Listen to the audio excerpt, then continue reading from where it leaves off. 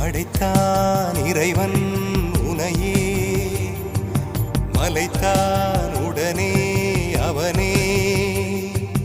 அழகை படைக்கும் திறமை முழுக்க உன்னுடன் சார்ந்தது, என் விழி சேர்ந்தது. விடிய விடிய மடியில் கிடக்கும் பொன்வினை உன்மேனி மீட்டட்டும் என் மேனி. இறைவினில் வந்து கலந்திடு, வீரல் பட மெல்ல கனிந்திடு.